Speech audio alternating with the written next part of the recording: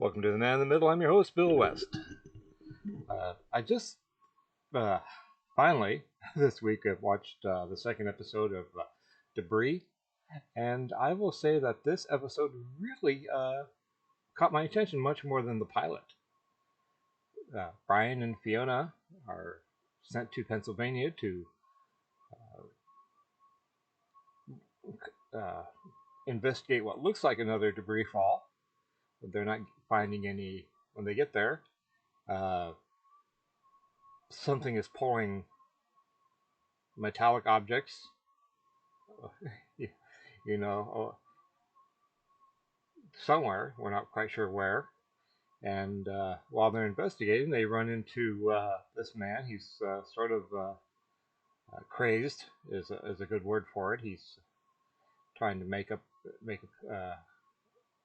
decision. They don't know what quite is going on, so they bring in a team to give him to, to check him out because everybody else in the town uh, was evacuated. They had a forced evacuation order, and he's the only person left. And they want to know why he's there and if he's okay because he looks like a little crazy. And so while they're investigating, they hear uh, a car alarm going off, and they run to investigate, and it's the man. But this time, he's really disheveled. He's bloody. He broke into a car. He has to make this meeting. He has to uh, get to his, he's got to make this presentation. He's got to get this meeting. Rocket's right there. Nope, there. One of these days I'll get the directions right on this. And so they call in the team again. You're like, okay. So what's going on here? And then they find a third. Same man, same man. At least it looks like the same man. And they take him in, and they decide that uh, they're going to question him separately. And one man is desperate to get to this meeting, and the other man he has this decision he has to make, and he keeps saying, just give me a couple of minutes, and and I'll be able to, I'll make, I have to make this decision. Just give me a couple minutes. This other guy,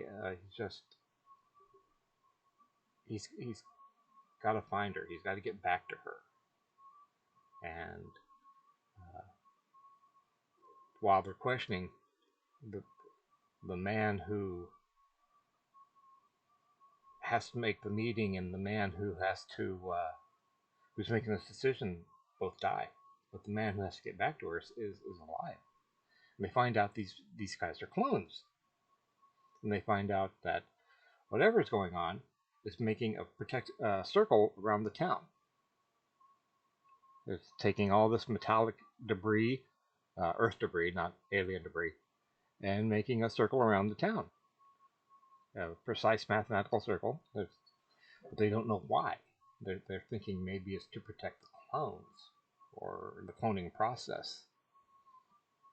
They find the epicenter of the the circle, and it's this guy's house. The clones, the real person. They find out his identity, and they go to his house, and they find out there's a piece of debris there. Uh, Brian goes down, he finds it, while Fiona is looking through the house trying to see if anyone is alive. Uh, Fiona hears something and goes outside, and she finds another clone. While Brian finally finds the debris and hears something upstairs, and he goes upstairs and he finds a clone of himself. And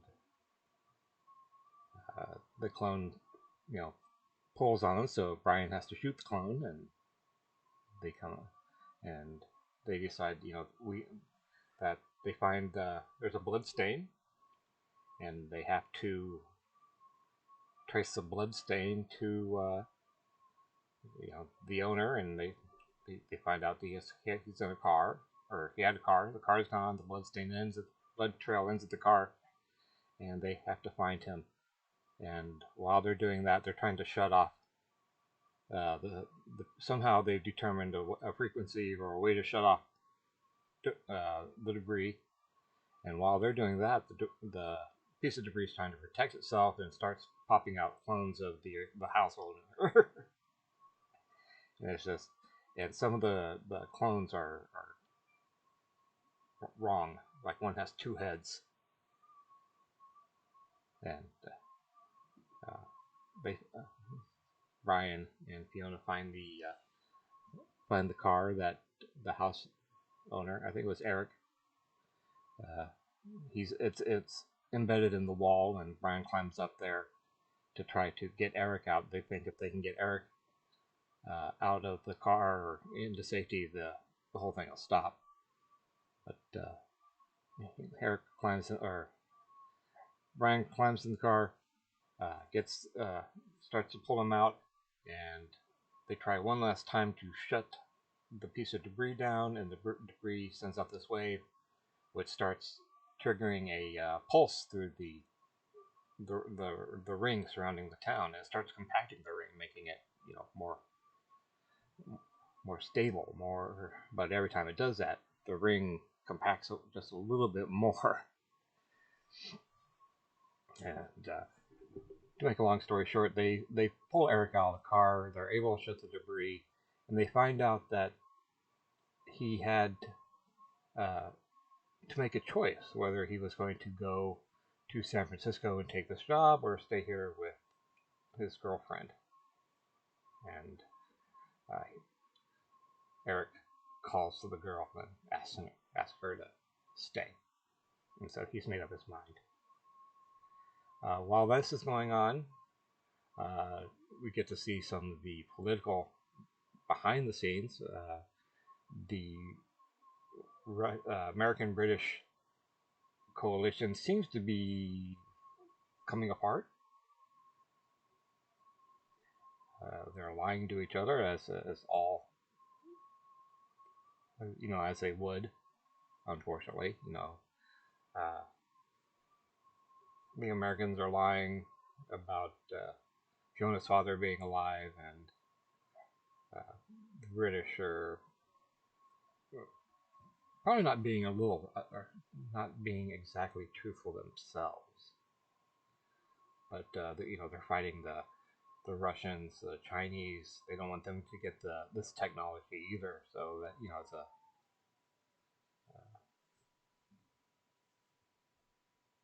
they're forming one axis against the other axis. I shouldn't probably say axis in this day and age.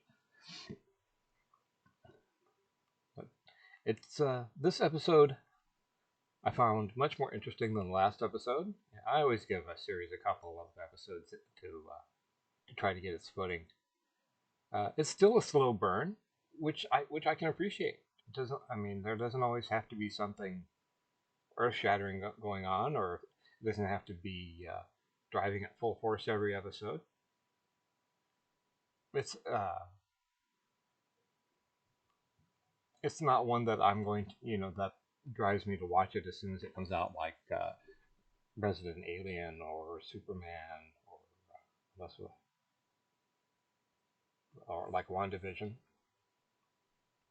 You know, but I'm enjoying it. It's a good.